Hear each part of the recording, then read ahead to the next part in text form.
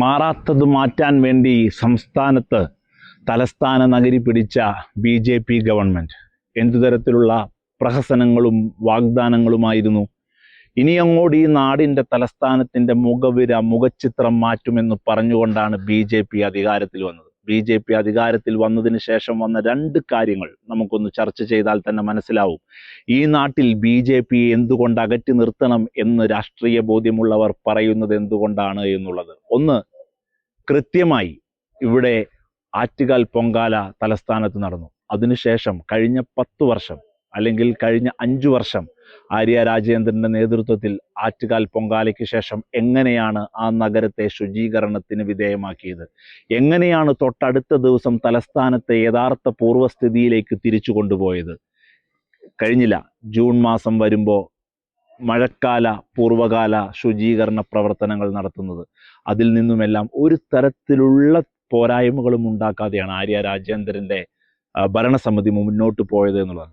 ചില പ്രശ്നങ്ങൾ ചില കാര്യങ്ങൾ ഉയർത്തിക്കാട്ടി അപ്പാടെ ആ ഭരണസമിതിയെ ഇന്നും വിമർശിക്കുന്നവർ, ആര്യ രാജേന്ദ്രനാണ് പല രീതിയിലുള്ള പ്രശ്നങ്ങൾക്ക് കാരണമെന്ന് ഇന്നും പറയുന്നവർ, ഇന്നലെ കിഴക്കേക്കോട്ട ഈസ്റ്റ് ഫോർട്ട് പഴവങ്ങാടി വഴിയിൽ തിരുവനന്തപുരത്ത് പോയിട്ടുണ്ടെങ്കിൽ ഭരണം മാറിയതും മാറാത്തതും എന്തുമേൽ ഡെപ്തിലാണ് എന്ന് കൃത്യമായി തിരിച്ചറിഞ്ഞിട്ടുണ്ടാകും എന്നുള്ളതാണ്.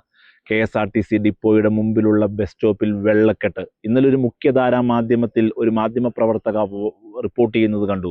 ബസ് സ്റ്റോപ്പിൽ നിന്ന് KSRTCയിലേക്ക് കയറാനായി ബോട്ട് സർവീസ് അവിടെ BJP ഭരണസമിതി കൊടുക്കുന്നുണ്ടോ എന്ന് റിപ്പോർട്ടറോട് സ്റ്റുഡിയോയിലിരുന്ന് ചോദിക്കുന്ന രീതിയിലേക്ക് തലസ്ഥാനത്തിൻ്റെ അവസ്ഥ മഴക്കാലം തുടങ്ങുന്നതിന് മുമ്പ് എത്തിയിട്ടുണ്ടെങ്കിൽ നമ്മൾ എത്രയെത്ര കാര്യങ്ങളാണ് ഈ 15, 20 അല്ലെങ്കിൽ BJP കയറി ഈ കുറച്ച് സമയം കൊണ്ടൊക്കെ ചർച്ച ചെയ്തു പോകുന്നത് എന്നുള്ളതാണ്. ഇതുപോലെ തന്നെയാണ് സംസ്ഥാന രാഷ്ട്രീയത്തിൻ്റെ കാര്യവും.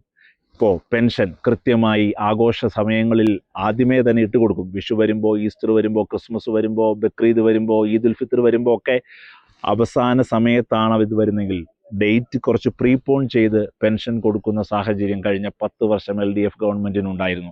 അതിൽ നിന്ന് മാറ്റി ആദ്യമായി VD സതീശൻ സർക്കാർ വന്ന ആദ്യ സമയത്ത് തന്നെ ബക്രീദിന് പെൻഷൻ മുടങ്ങി എന്ന വാർത്ത കൂടി വന്നു. BJP കോൺഗ്രസ് ഗവൺമെൻറ്റുകൾ മാറി വരുമ്പോൾ എന്തുമാത്രം വലിയ കെടുതിയിലേക്കാണ് സംസ്ഥാനം പോയത് എന്നുള്ളതിൻ്റെ ഉത്തമോദാഹരണമായി ഈ കാര്യങ്ങളെ നമുക്ക് കാണാമെന്നുള്ളതാണ്.